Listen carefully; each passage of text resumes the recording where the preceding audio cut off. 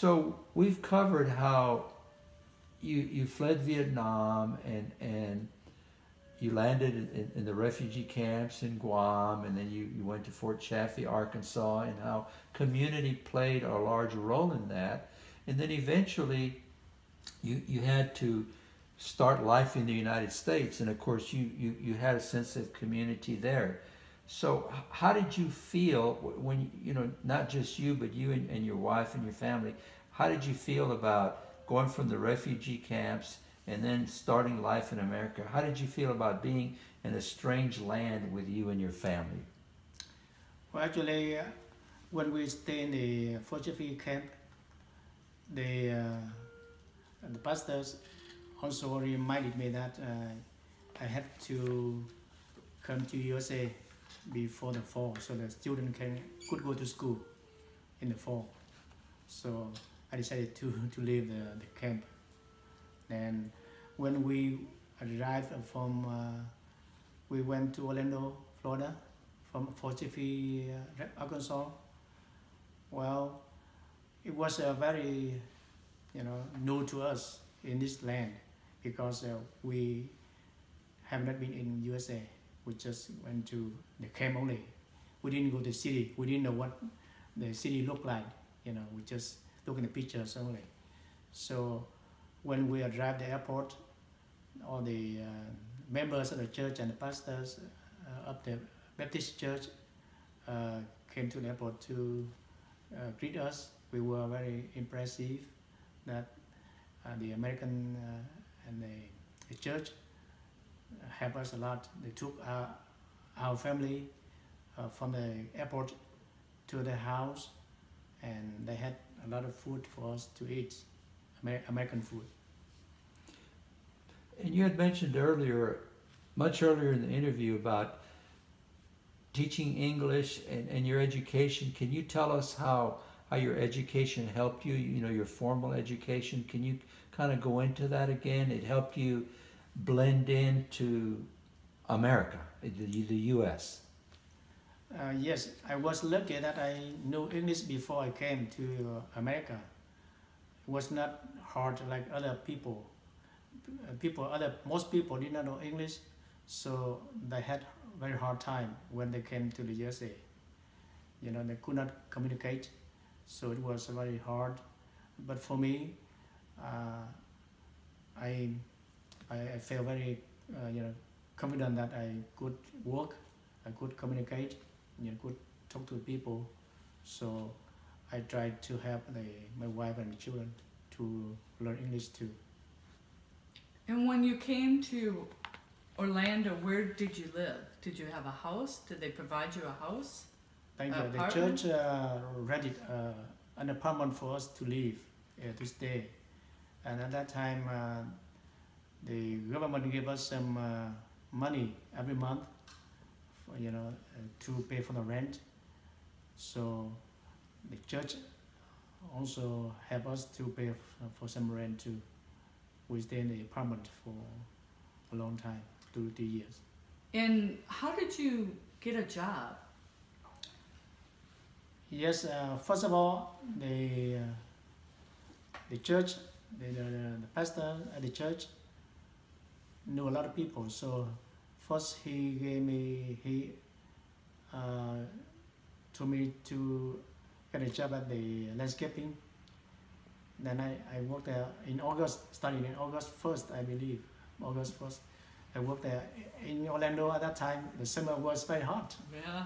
I could not do it because I did not work on the field for a long day. Normally I work in the office. So I was very unhappy at that time because I had to take a bicycle to work to the apartment to work every day. And in Orlando, it rained every day. So in the evening when I came home, it was all wet because it rained all day. Normally in the evening. So I worked for I think a month. Then one day, my brother-in-law and his friends playing in the apartment, fell on the ground, the playground, and one Filipino doctor met them and asked them about the life and the situation of the refugee, and so they didn't know English, so they came to get me. And then I came out to talk to the doctor, Dr. Tabia, the Filipino doctor, and I talked to him about the situation, about our family. So he said okay. He took us to the McDonald's to have lunch at that time, and took all the children to McDonald's to have lunch. And after that, he said his wife was a Cuban refugee, so his wife knew a lot of programs for the refugees, and he said his wife would help us to apply for some assistance when we don't have enough money to support the family. And then after that, his wife took us to some government office to apply for some assistance, because I have a big family. So my wife, my 3 children stay in one family. My mother and my brother-in-law stay in the pastor's house, because in the other house was not large enough. So we had to stay in 2 places. And what was the pastor's name? Pastor Ed Seegers. And do you know his whereabouts now? He passed away, I think, 6 years ago. Mm-hmm. And when they took you and your children to have burgers at McDonald's, was that their first experience of having American food, McDonald's burgers? And what did they think of them? Well, actually, when the Baptist Church sponsored our family, they took us. They had a gentleman with a van to take us to the church every Wednesday evening and every Sunday. So over there in the church, they provided American food, so the children knew the American food. Did they like it? Yeah, they loved the food at that time. Your journey was a very long one from Vietnam on a boat and on that military transport plane, and then going to Guam and then Fort Chaffee.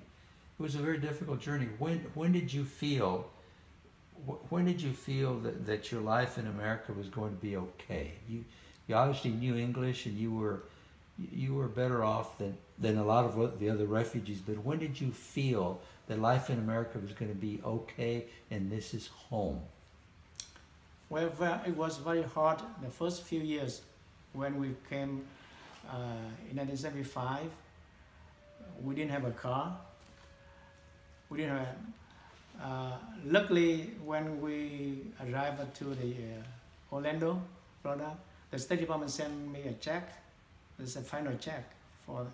I was surprised. I didn't do any work, and they sent me a final check with a letter of referral letter for a job, So we got a check, and then we also exchanged for $2,000 with the money we brought, and they gave us $2,000, and we gave them all the Vietnamese money. We got $2,000, and then plus the final check. So we got some money there, and then after that, I think after three months, we bought an old car, Maverick old car, so we could take the children to the church and go, shopping. So you were surviving in this country, and you were getting help from the State Department, but you also had your children, your young children, that they were going to have to go to school. So can you tell us what you were thinking? How did you plan the schooling that they were going to get and the education that they were going to get? Would you please go into some details about that? Well, at that time, all the children were young, so we just sent them to the elementary school. And they learn very fast. They learn English very fast too. And then they went to the church and they learned English from their friends. And at home, I helped them too. So after the landscaping job that you didn't really like, where did you work next? Well, after over a month, then the Filipino doctor told me that his father-in-law worked in the Eckerd Rugs warehouse. If I want to work, he could refer me to the office to apply for a job. And I said, yes, I would like to work there. He said it was heavy in the warehouse, not easy. I told him that inside, I can do inside, not outside, too hot. And then one day I went to the church and I talked to the pastor, Ed Seegers. I said, sir, as you know, I used to work for the State Department in the office, not outside in the field. So here it's too hot. I could not do it any longer because in the landscaping all day was very hard for me. And he said, well, you have to support your family, your wife, your 3 children, your mother, your brother-in-law. You have to work. He said, yes, I will work in the warehouse. He told me the warehouse job is very heavy for you. I said, but I could do it. And said, that's okay if I wanted to work. And then it's good with him. And then next day I went to the permanent landscaping. I told my supervisor that I will quit the job. And he said, okay. So you had said earlier that you only went through high school in Vietnam. Did you get any further education in the United States? And what made you want to go to school? Well, actually, when I finished in Vietnam, I finished high school. But as I said before, I wanted to learn more. So I worked and I still studied at home. I call home courses. So I took some college courses at home, but I did not take the test because didn't have enough time. So I took about 3 years home study for college. Then the 4th year I would take the test, but I didn't finish. So I left the country. So I had 3 years in college. In Vietnam. In Vietnam. Okay. Then when I came here, the first year I worked in Eckerd Rugs.